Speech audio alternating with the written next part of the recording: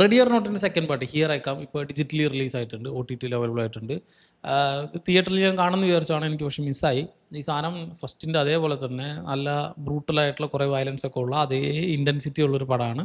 നല്ലൊരു ഒരു ഒരു ഫൺ റൈഡ് തന്നെയാണെന്ന് പറയും. ബ്ലഡ് ബാത്ത് എന്ന് പറഞ്ഞൊരു ഫൺ റൈഡ്. ആ ഒരു 19 പുറത്തിറങ്ങിയ പടത്തിൻ്റെ ഡയറക്റ്റ് സീക്വലാണ്. ആ ഒരു ഡയറക്റ്റ് സീക്വൽ എന്ന് പറഞ്ഞാൽ അത് കഴിഞ്ഞ ആ സ്പോട്ടിൽ തന്നെയാണ് നമ്മൾ അതിൻ്റെ ക്ലൈമാക്സ് നടന്ന് ആ സിഗരറ്റ് വലിച്ചിരിക്കുന്ന ആ സീനിൽ നിന്നാണ് ഇത് തുടങ്ങുന്നത് തന്നെ.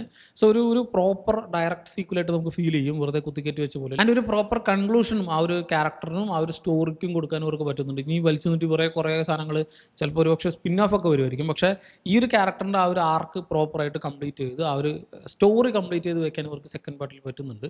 ആൻഡ് ഫസ്റ്റിൻ്റെ കണ്ട ആ ഒരു ഗെയിമിൻ്റെ കണ്ടിന്യൂഷനാണിത്. അതുകൊണ്ട് നമുക്കൊരു വെറുതെ വലിപ്പിച്ച പോലെ നമുക്ക് ഫീൽ ചെയ്യില്ല. അവിടെ നിന്ന് അങ്ങോട്ട് അത് കഴിഞ്ഞിട്ടില്ല, കളി അവിടെ കഴിഞ്ഞില്ല. സമർ വീവിൻ്റെ ഈ ഒരു ക്യാരക്ടർ ആ ഒരു കളി സർവ് ചെയ്തിട്ടുണ്ടെങ്കിൽ, അല്ലെങ്കിൽ ആ ഒരു ഗെയിം ജയിച്ചിട്ടുണ്ടെങ്കിൽ വേറെ ഫാമിലിക്ക് കുറേ പ്രശ്നമാണ്. സോ അവർ വേറെ പുതിയൊരു ഗെയിം സ്റ്റാർട്ട് ചെയ്യും. അതിലേക്ക് ഈ ഒരു ക്യാരക്ടർ എങ്ങനെ എത്തിപ്പെടും, ആളുടെ കൂടി സിസ്റ്റർ നമ്മുടെ കാതറിൻ ന്യൂട്ടൻ്റെ ഒരു ക്യാരക്ടറും കൂടി ഉണ്ട്.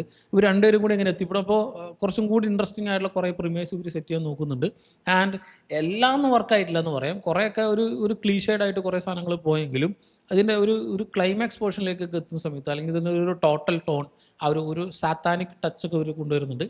അതൊക്കെ ഈ സിനിമയിൽ നല്ല പ്രോപ്പറായിട്ട് വർക്കായിട്ടുണ്ട്. അവസാനം ഇതിൻ്റെ ഒരു ക്ലൈമാക്സ് എനിക്ക് പേഴ്സണലി ഭയങ്കരമായിട്ട് ഇഷ്ടമായി. സോ ഭയങ്കര ഫൺഫിൽഡ് ആയിട്ടുള്ള നല്ല വയലൻ്റ് ആയിട്ടുള്ള ഫസ്റ്റ് പാർട്ട് എങ്ങനെയാണോ അതേപോലെ തന്നെ ഫസ്റ്റ് എനിക്ക് ഭയങ്കരമായിട്ട് ഇഷ്ടമായിട്ടുള്ള ഒരു പടമായിരുന്നു. സോ അതിൻ്റെ അത്ര ഉണ്ടോ എന്നൊക്കെ ചോദിച്ചാൽ ഞാൻ പറഞ്ഞില്ലേ, ഡയറക്റ്റ് കണ്ടിന്യൂഷനാണ്. സോ അതുകൊണ്ട് നമുക്ക് ആ കഥ ഇങ്ങനെ തീരുന്ന പോലെ ഉണ്ടാവും. രണ്ടും കൂടി ഒരു 2 പാർട്ട് മൂവി പോലെയാണ് ഇത് മേക്ക് ചെയ്തിട്ടുള്ളത്.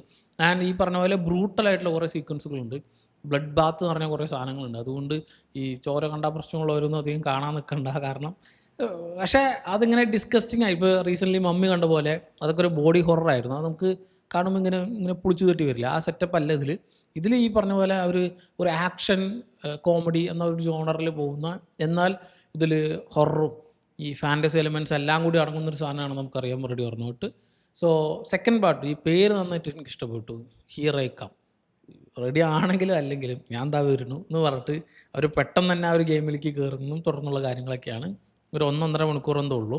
നല്ല എൻഗേജിങ് ആയിട്ടുള്ള, നല്ല ഫൺഫിൽഡ് ആയിട്ടുള്ള ഒരു അടിപൊളി പടം. കണ്ടു നോക്കുക. കണ്ടിട്ടുള്ളവരുണ്ടെങ്കിൽ സിനിമ പറ്റിയുള്ള നിങ്ങളുടെ അഭിപ്രായം എന്നുള്ളത് കമൻറ്റ് ചെയ്യുക.